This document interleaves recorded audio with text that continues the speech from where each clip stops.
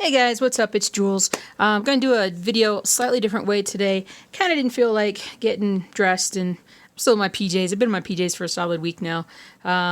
Doing the stay-at-home thing for right now, but I go back to work starting tomorrow for the next 5 days or so. So this is a good time to do it, but I didn't really feel like brushing my hair and kind of looking presentable. So rather than do that, I'm just going to do the video this way.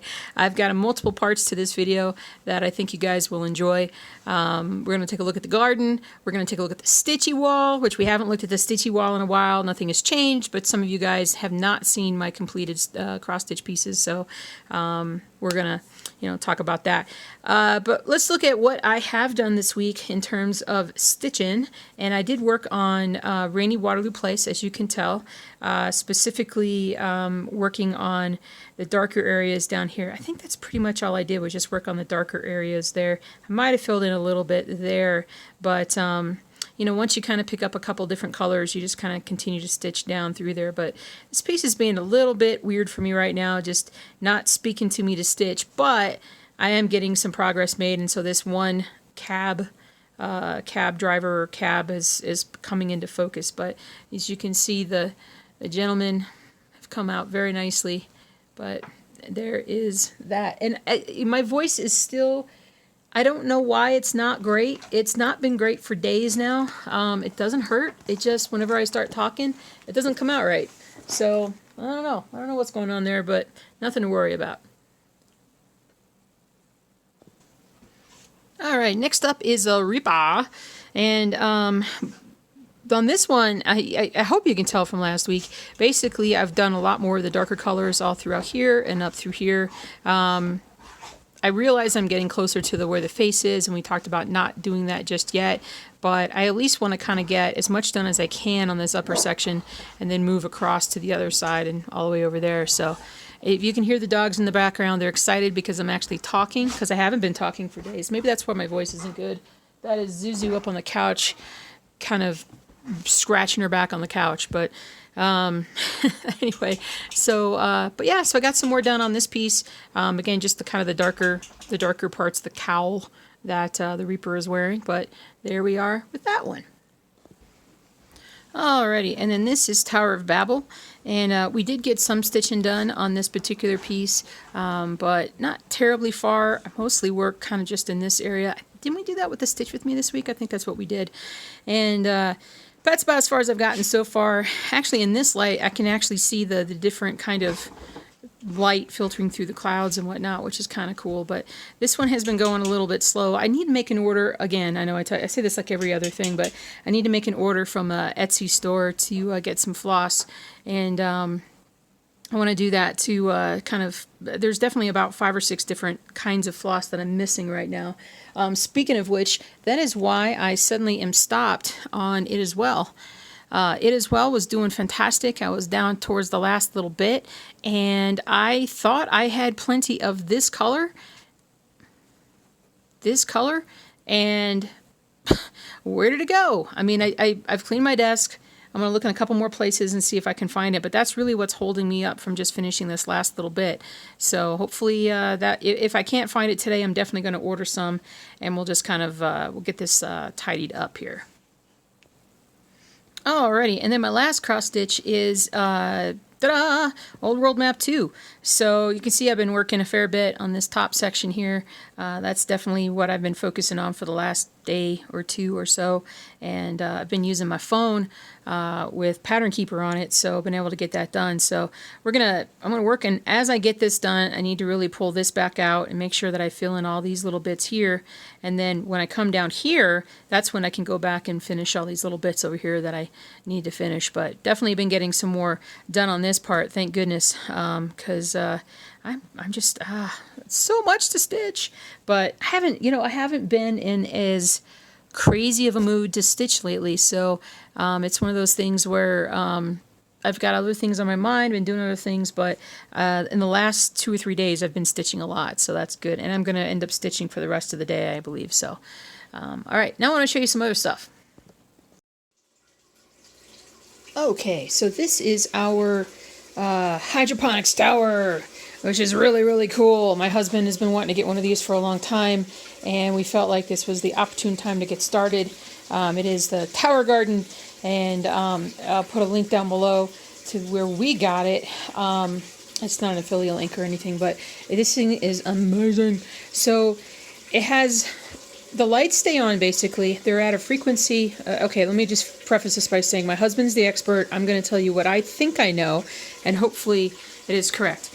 That sound you hear right now is the water that is being pumped from the reservoir down here, and it is pumped all the way up to the top and then trickled down to hit the roots basically that are on the inside of these. And this is a special kind of media that is used specifically for this kind of tower.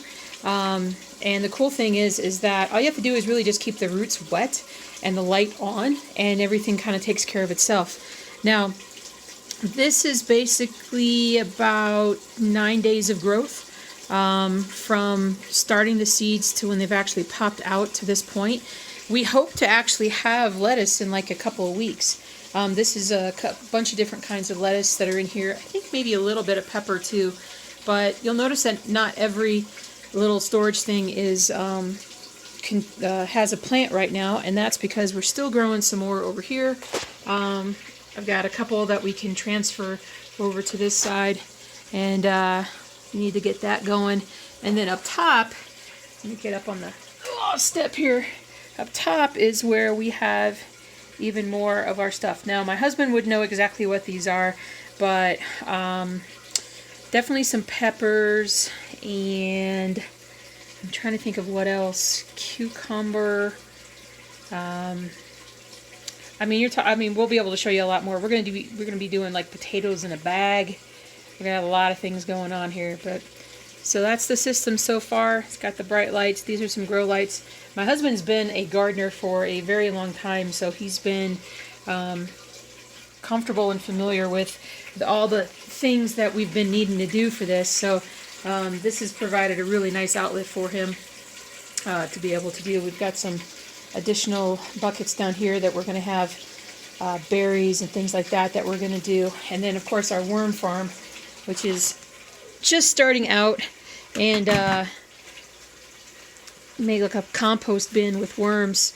There's a little wormy right there, but the worms will multiply. We'll eat everything we throw in here. We've been throwing in coffee grounds and any leftover plant food material that we can put in there. And so you can hear the tanks now turn itself off, but we can't hear this at all upstairs, so it doesn't matter one bit. But it's a really, really cool system. It's expensive, but we think ultimately it's going to pay for itself easily with and with better health for us as well. So that's our garden for now.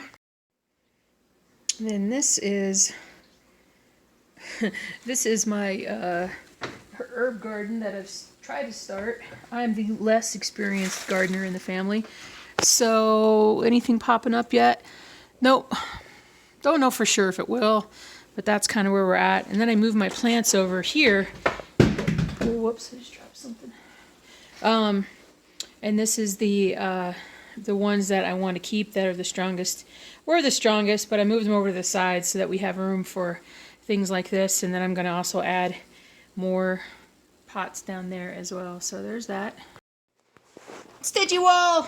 You guys haven't seen the Stitchy Wall. It hasn't changed, but if you're new to the channel, you probably haven't seen my completed framed cross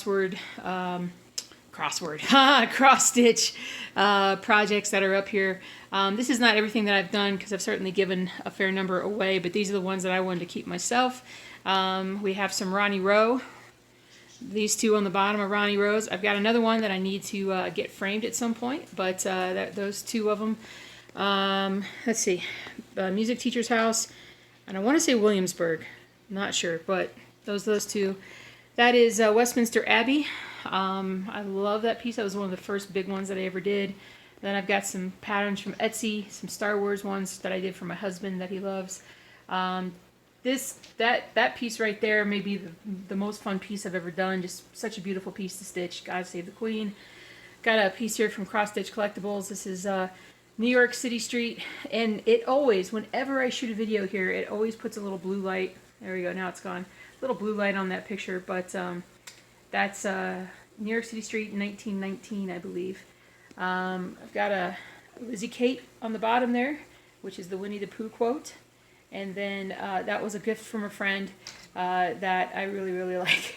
So I went ahead and just put that up as well. So that's my Stitchy Wall. I need to add to it.